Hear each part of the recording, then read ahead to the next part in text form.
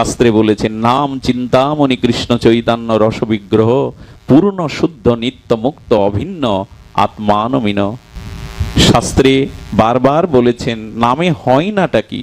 আপনাদের মনে আছে একজন মাটি কাটা জন দেন, এটা ভক্তমাল চরিত্র দেখে নেবেন। ওই যে সারাদিন মাটি কাটেন, যেটা মজুরি হয় তাই দিয়ে আর সংসার যাত্রা নির্বাহ করেন। জমিদারের পুকুর কাটছে, তো পুকুরটা 20 হাত নিচে চলে গেছে। হঠাৎ পুকুর কাটতে কাটতে আর চোরাবালিতে পুকুর সমস্ত ধসে পড়ে যারা 4-5 জন ছিল নিচে কাজ করছিল তারা চাপা পড়ল। এই চাপা পড়ার পরে কি বলবো আপনাদের, যখন এহেন দুর্ঘটনা ঘটলো, জমিদার পুকুরটা বুঝিয়েই দিল। ওখান থেকে আর উদ্ধার 20 হাত তলে ওই চাপা পড়া মাটিতে তাদের উদ্ধার 4-5 দিন চেষ্টা করেও না হয়েও তাদের মৃত ঘোষণা করা হলো। কিছু অর্থ সহযোগিতা করা হলো মৃত ব্যক্তির পরিবারকে। কিন্তু 1 মাস পর ওই পথচারী হয়ে একজন মহাত্মা যেতে যেতে ওই মাটি ভরার জায়গায় একটু বিশ্রামে বসেছেন। বিশ্রামে বসার সাথে সাথে দেখছেন মাটির অভ্যন্তর থেকে শব্দ ভেসে যাচ্ছে, কৃষ্ণ কৃষ্ণ কৃষ্ণ। এই শব্দ উনি কান পেতে, মাটির বুকে কান পেতে শুনলেন, স্পষ্ট নাম ধ্বনিত হচ্ছে। উনি প্রথমে জমিদারকে, গ্রামবাসীকে জানালেন নিশ্চয়ই কোনো জীবিত মানুষ এর মধ্যে আছে। বলে 1 মাস আগে 20 হাত মাটির তলে চাপা পড়ে 5-7 দিন চেষ্টার পরে যাদের উদ্ধার করেনি তারা কেউ বেঁচে নেই। কথাটা চলে গেল সরকারের কাছে। সরকারের তরফ থেকে কোনো প্রাণী জীবিত আছে কিনা বাঁচানোর জন্য নতুন করে খনন শুরু হলো। 20 হাত গর্তের তলে যা দেখা গেল তা একমাত্র নাম মহিমাই সম্ভব।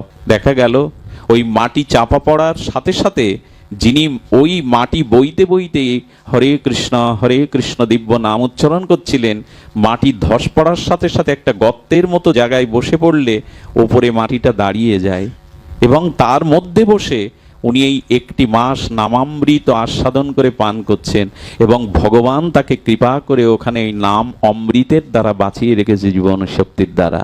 যদি বলেন আমি গল্প শোনাতে এতটা পথ এসেছি, নয়, এটা নাম মহিমার এক দৃষ্টান্ত। যখন তাকে বের করা হলো দেখলো ধ্যানস্থ হয়ে ভগবানের দিব্য নাম নিয়ে চলেছেন। এই 1 মাস তিনি সুরক্ষিত রয়েছেন নাম প্রভুর দায়। হয় না কি বলতে পারেন, কি হয় না নামে? আরে একজন মুসলমান শিকারী জঙ্গলে গেছেন, তিনি শিকারী গিয়ে বন শূকরের আক্রমণে পড়েছেন। আপনারা জানেন বনের বন শূকরগুলো বাঘের থেকে প্রায় হিংস্র হয়। যখন ওকে হত্যার জন্য দাঁত বসিয়ে দিতে যাবে তখন এই শিকারী, মুসলমান শিকারী শূকর তাদের জন্য হারাম। এই জন্য কয়েকবার উনি পদাঘাত করছেন ছাড়িয়ে নেওয়ার জন্য, আর বলছে হারাম ছাড়, হারাম ছাড়, হারাম ছাড়। এই 3 বার হারাম উচ্চারণের সাথে সাথে বুনো শূকরটি তাকে আক্রমণ থেকে রেহাই দিয়ে মাথা নিচু করে চলে গেলেন। বিস্ময় প্রকাশ করে প্রাণ ফিরে পাওয়া এই মুসলমান, তিনি পাশে একজন যোগী দেখেছিলেন, ওই জঙ্গলে বসে তপস্যা করছেন। কারণ জিজ্ঞাসা করলেন, হারাম বলাতেও ছেড়ে দিল কেন?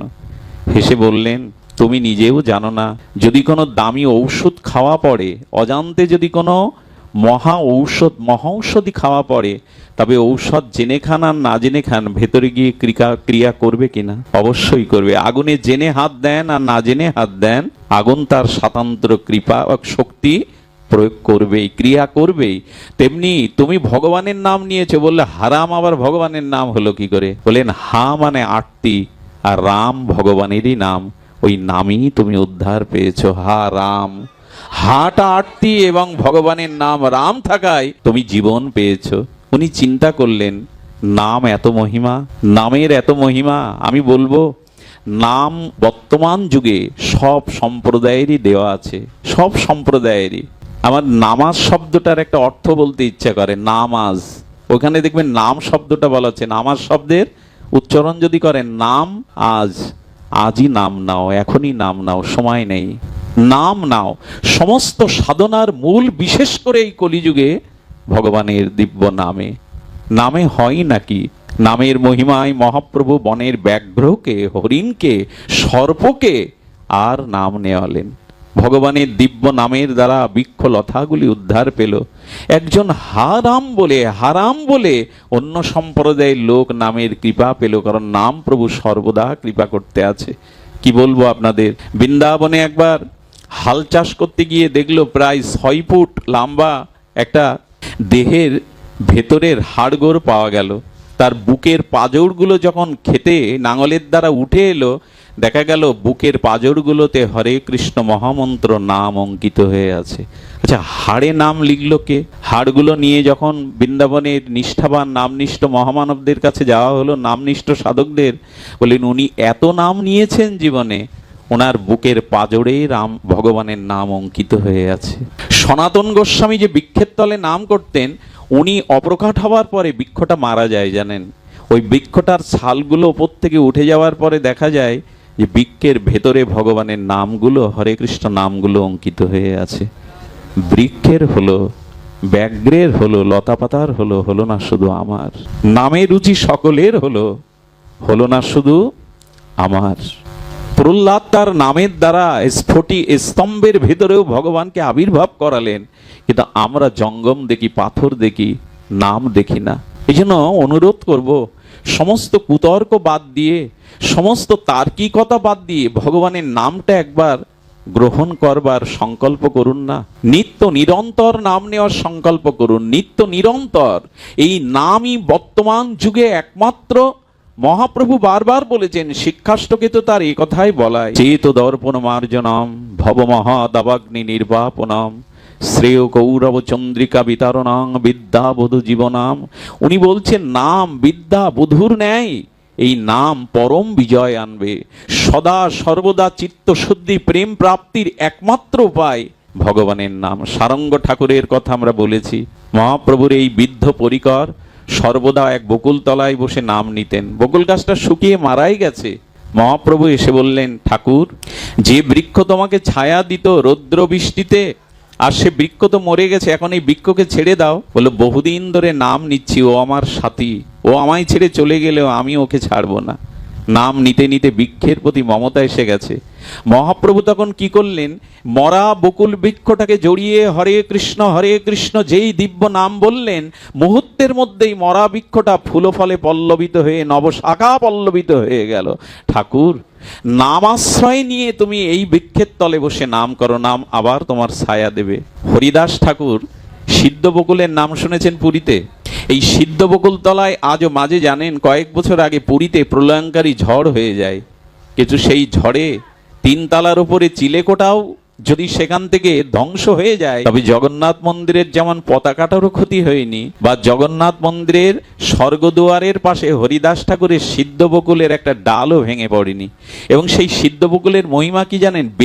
ভেতরে কোনো অবয়ব শিকড় নাই, শুধু ছালটাই দাঁড়িয়ে আছে গত 550 বছর ধরে।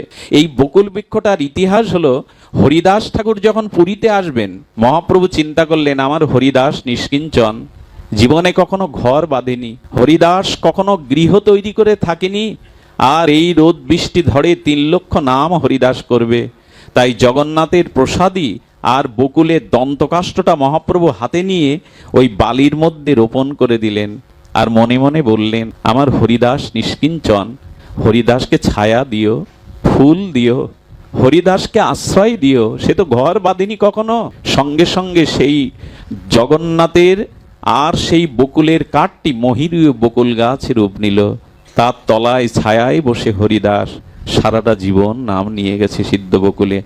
আজও বর্তমান সেই সিদ্ধ বকুল। যারা পুরীতে যান, দয়া করে ঠাকুর হরিদাসের সমাধিস্থলে আর এই সিদ্ধ বকুলকে একটু স্পর্শ করে আসবেন। সেখানে আজও সিদ্ধ বকুল। যেদিন হরিদাস দেহত্যাগ করেন, অনন্ত লীলায় নিত্যলীলায় প্রবেশ করেন, সেদিন সিদ্ধ বকুল কি করেছিল জানেন? সিদ্ধ বকুল থেকে ঝরো ঝরো বিন্দু বিন্দু জল হরিদাসের মুখে পড়েছিল। কয়েকটা বকুল ফুল ঝরে ঝরে হরিদাসের বুকে পড়েছিল। সিদ্ধ বকুল বলেছিল, ঠাকুর, তুমি চলে গেলে তোমার মতো 3 লক্ষ নাম আমাকে আর কেউ শোনাবে না। তাই তোমার যাওয়ার বেলায় আমি তোমাকে 2টি ফুল দিয়ে অশ্রু দিয়ে জানালাম, যদি বৃক্ষ জন্ম হয় তবে তোমার মতো ভক্ত যেন সেই বৃক্ষের ছায়াতে বসে হরিনাম করতে পারে। সিদ্ধ বকুল চোখের জল ফেলেছিল। নাম এত ভালোবাসতো যে সিদ্ধ বকুল দুবোটা চোখের জল দিয়ে ফুল দিয়ে হরিদাসকে বিদায় দিয়েছিল। শুনবেন নাম কতটা ভালোবাসে জগৎ স্থাবর জঙ্গম। শুনুন তাহলে, সমুদ্র তীরে যখন হরিদাসের দেহটা রাখলেন মহাপ্রভু, তখন মহাপ্রভু তাকিয়ে দেখছেন সমুদ্রের শা শা রবগুলো আরো বেড়ে গেছে, হু হু শব্দে, শা শা শব্দে। আর সেই তরঙ্গায়িত পুরীর সমুদ্রের ঢেউগুলো এসে হরিদাসের চরণকে বন্দনা করছে। সেই শা শা রবে মহাপ্রভু দেখলেন আজ পুরীর সমুদ্র কেঁদে কেঁদে বলছে, ঠাকুর আমার তীরে বসে তুমি যে মধুর নাম শোনাতে, আর তো কেউ এমন করে নাম ভুলবে না। সমুদ্রও কাঁদছে, সমুদ্রের তরঙ্গ হরিদাসকে স্পর্শ করছে আর বলছে, ঠাকুর কে আর নাম শোনাবে আমায় এমনি করে। এই জন্য ভগবানের নাম স্থবর। এমনকি আপনারা জানেন ভগবানের নাম, এই নাম নিতে নিতেই তো পাষাণী অহল্যা পর্যন্ত পাষাণী থেকে মানবী হয়ে গেল। এই তো নামের কৃপায়, এই তো নাম মহিমায়। সারঙ্গ ঠাকুরকে মহাপ্রভু বলছেন, সারঙ্গ বিদ্ধ হয়েছ, তোমার আশ্রম কে দেখবে, তোমার গোপীনাথের সেবা কে করবে? একটা শিষ্য করো। নিমাই আমাকে কেন জ্বালাতন করো? শিষ্য আমি কাউকে করব না। শিষ্য করলে তাকে উদ্ধার করতে হয়, তাকে মুক্তি প্রেম ভক্তি দিতে হয়। আমি নিজের জ্বালাই জ্বলছি, তুমি আমাকে শিষ্য করতে বলো না। কিন্তু মহাপ্রভু বারবার বলছেন একজনকে শিষ্য করো। যাও নিমাই, জ্বালাতন করো না। কাল সকালে প্রভাতে যাকে দেখবো তাকে শিষ্য করব, যাও হরিনাম দিয়ে শিষ্য করব। মহাপ্রভু হাসতে হাসতে চলে গেলেন। রাত ব্রাহ্ম মুহূর্তে, বিবাহ বরি শেষে ব্রাহ্ম মুহূর্তে সারঙ্গ ঠাকুর গঙ্গায় স্তুতি করছেন। স্নান করে আসতে গিয়ে দেখলো মাজার কাছে একটা ভেলা এসে বেঁধে গেল, মশারি টানানো। সেই ভেলার মধ্যে 13 বছরের এক কিশোরের লাশ। গতকাল দুপুরে তার উপনয়ন হয়েছে, সন্ধ্যায় সর্পাঘাতে মারা গেছে, আর তাকে মধ্যরাত্রে ভেলাই করে পিতামাতা ভাসিয়ে দিয়েছে। সারঙ্গ ঠাকুর মৃত কিশোরের চোখের দিকে তাকিয়ে বললে, কিরে, মহাপ্রভুকে কথা দিলাম নিমাইকে কাল সকালে প্রভাতে যাকে দেখবো হরিনাম দিয়ে শিষ্য করব, তুই তো মৃত। এখন মহাপ্রভুকে কথা দিয়েছি, নিমাইকে কথা দিয়েছি, কথা তো রাখতে হবে। তুমি মৃত হতে পারো, কিন্তু মহাপ্রভুর কৃপায় নাম তো সঞ্জীবনী সুধা, মৃতকেও জীবন দিতে পারে নাম। নাম তো মৃত সঞ্জীবনী সুধা। তবে এসো।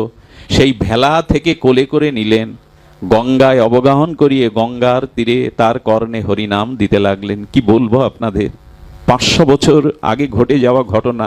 এ কোনো কাল্পনিক নয়, এ কোনো গল্পগাথা নয়। সেই সঞ্জীবনী সুধা হরিনাম দিতে দিতে দিতে দিতে 13 বছর কিশোরটি আর জীবন ফিরে পেয়ে উঠে দাঁড়িয়ে প্রণাম করছে বাবাজি মহারাজকে। কে তুমি?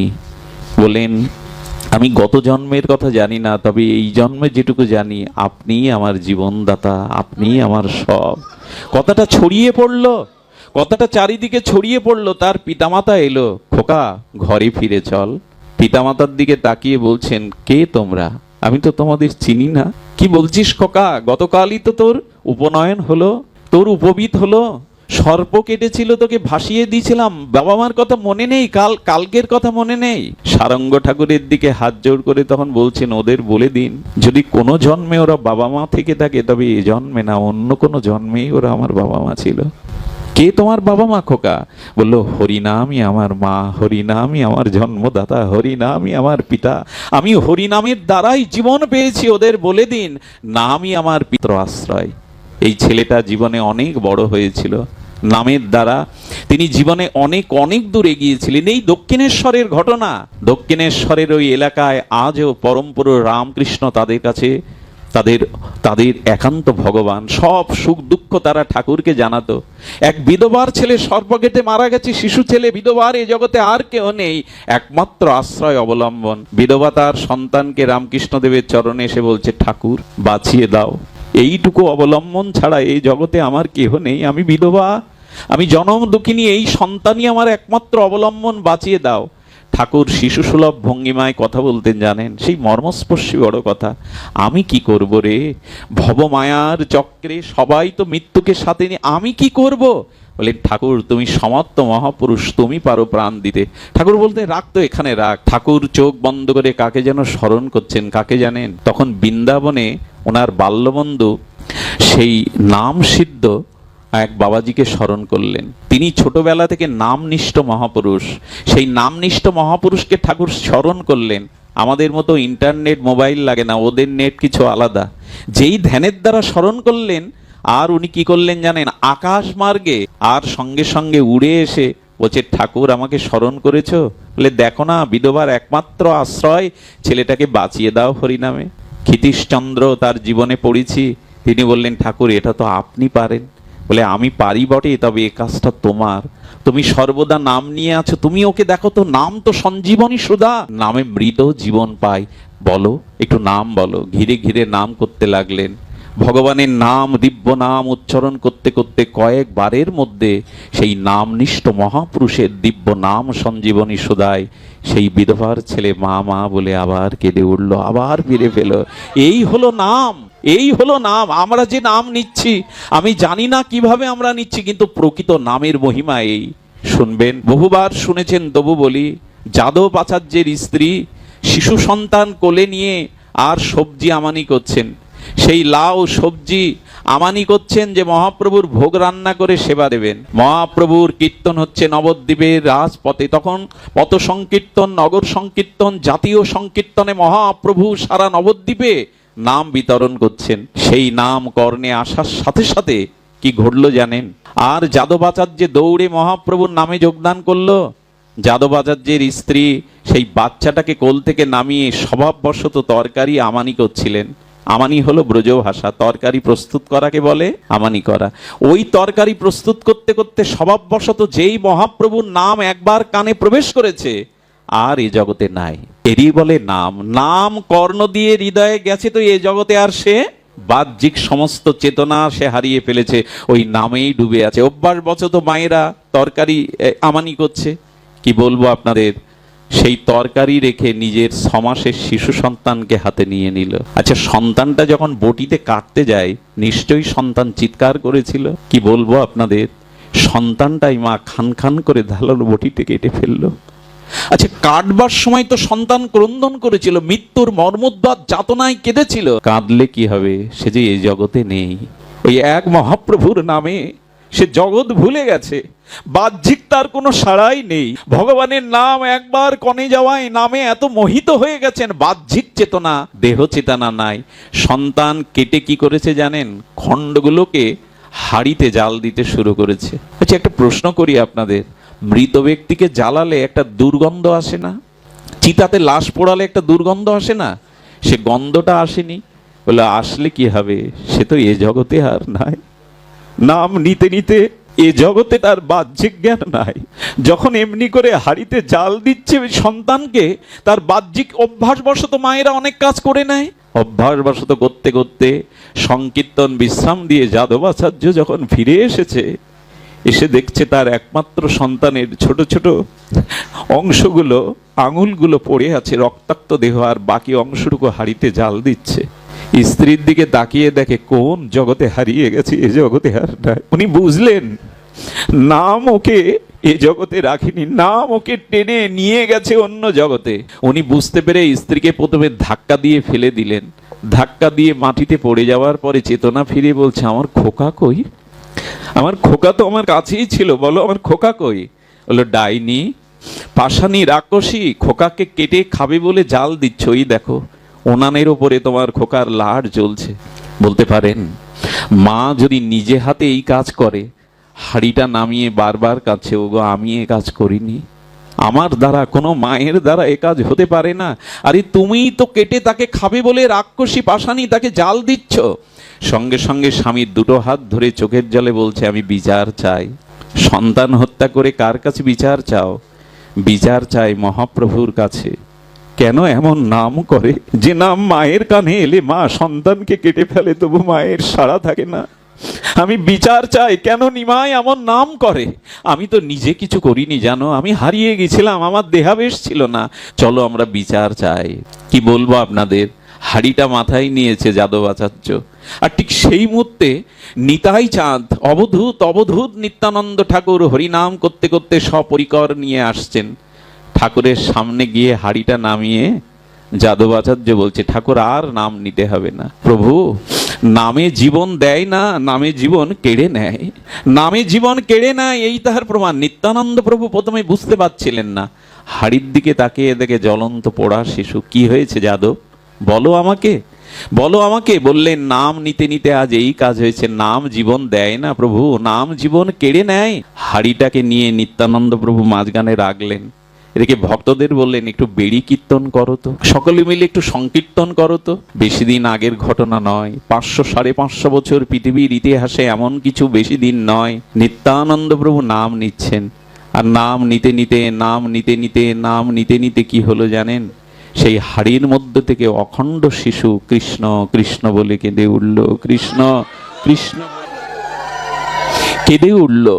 সেই জীবন্ত শিশুকে নিত্যানন্দ প্রভু কোলে নিয়ে বললেন, মা, মারে, নামের কৃপায় ওকে ফিরে পেয়েছিস, আজ থেকে আমি ওর নাম করলাম কৃপাচার্য। ভগবানের নামের কৃপায় পেয়েছিস, আগামী ভবিষ্যতে একজন নামনিষ্ঠ মহাপুরুষ হবে ও। আজ থেকে ওর নাম কৃপাচার্য। এই হলো বর্তমান যুগে নামের মহিমা। আমরা উপলব্ধি করি না কেন জানেন? নামের প্রতি আমাদের আস্থা বিশ্বাস নাই। তা যদি করতাম না, এত কিছু করতে পারতাম না। সেই পশু বলি দিয়ে আর অনেক কিছু করে এসব করতে পারতাম না, অনেক কিছু করতে পারতাম না যদি নামের প্রতি বিশ্বাস শ্রদ্ধা আসতো। একটা নিবেদন করেই পাঠ বিশ্রাম করি, নাম যেভাবে হোক নিন। একটা জিনিস বলি, যাদের জব করতে ঘুম পায়, যারা জব করতে অলসতা আছে, তারা একটা খাতা কিনবেন তো, একটা অনুরোধ করি, আর কলম দিয়ে সেই খাতা ভর্তি 1 পৃষ্ঠা করে নাম লিখুন।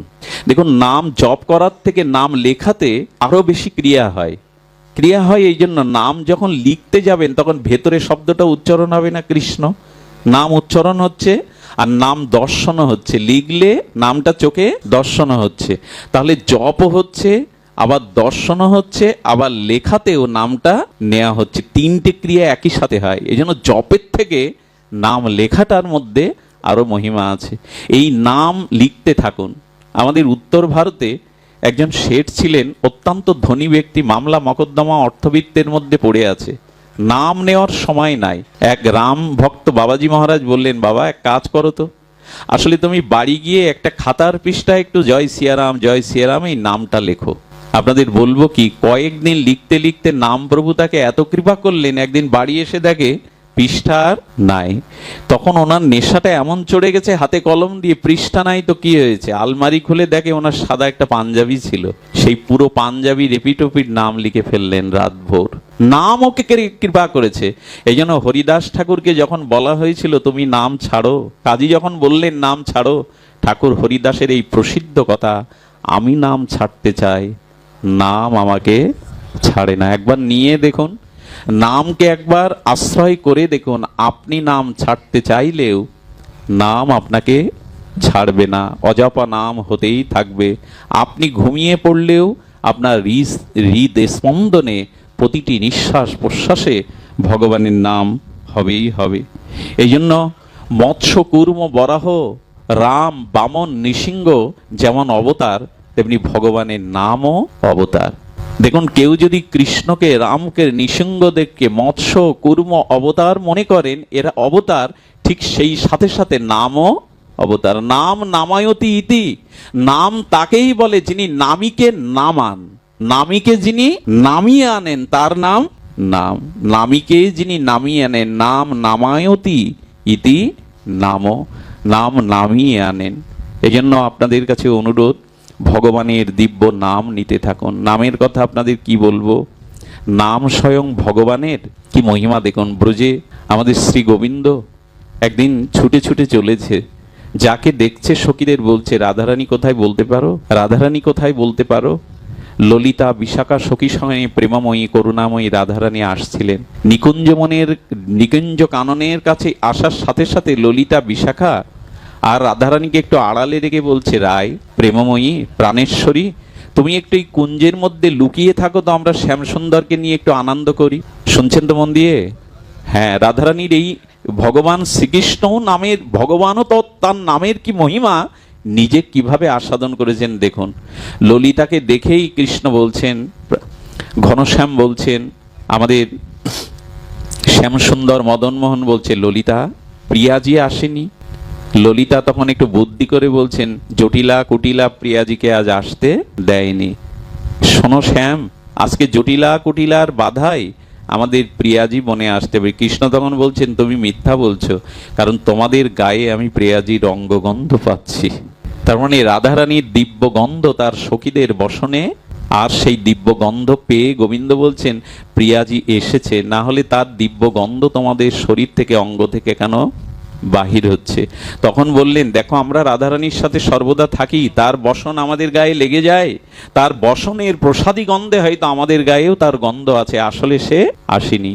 শ্যাম তখন বিরস বদনে হাত জোর করে বলছে বলতে পারো রাধারানীকে কিভাবে পাওয়া যায়, প্রেমময়ীকে কিভাবে পাওয়া যায়? স্বয়ং গোবিন্দও ব্যাকুল হয়েছে রাধারানীকে কিভাবে পাওয়া যায়। ললিতা বললেন রাধারানীকে পাওয়ার একটাই উপায়, তার নাম জপ করো, তার নাম সংকীর্তন করো।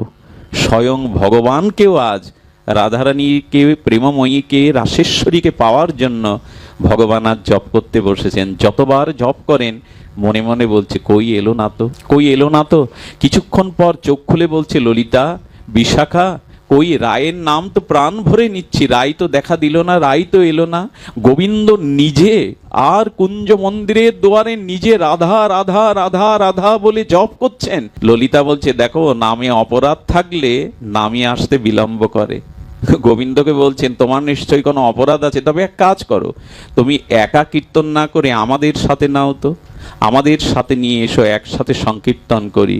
যেই একসাথে সংকীর্তন করলেন সঙ্গে সঙ্গে রাধারানী আর দূরে থাকতে পারলেন না। সখীগণ রাধারানীকে নিয়েই আর গোবিন্দের সম্মুখে উপস্থিত হলেন। গোবিন্দ জগৎকে দেখালেন, ললিতা বিশাখাও দেখালেন, প্রেম পেতে গেলে, প্রেমময়ী পেতে গেলে একমাত্র নাম আশ্রয় করো। নামের দ্বারাই রাধারানীকে স্বয়ং গোবিন্দও পেলেন। নাম আশ্রয় করো, নাম আশ্রয়ে রাধারানীও তাকে আর করুণা করলেন। নামের দ্বারা ভগবানকে কি করা যায়? ভগবান ভক্তের কাছে, নামের কাছে বিক্রি হয়ে যায়। আর কি বলা যায়? এরপরে আর কোনো কথা থাকে না যে নাম স্বয়ং নামই নামের কাছে নিজেকে বিক্রি করে দেন। সেই সত্যভামা রুক্মিণী দাড়িপাল্লার এক পাশে কৃষ্ণকে বসিয়েছে, আর এক পাশে নারদের কথায় কি করেছে? নারদের কথায় সোনাদানা দিয়েছে। যখন সোনাদানা এক পাশে দিয়েছে, কৃষ্ণের দাড়ি আর উঠছে না। তো তখন নারদ বলছে দেখো সোনাদানা দিয়ে কৃষ্ণকে কিনতে চেয়েছো, পারলে না তো।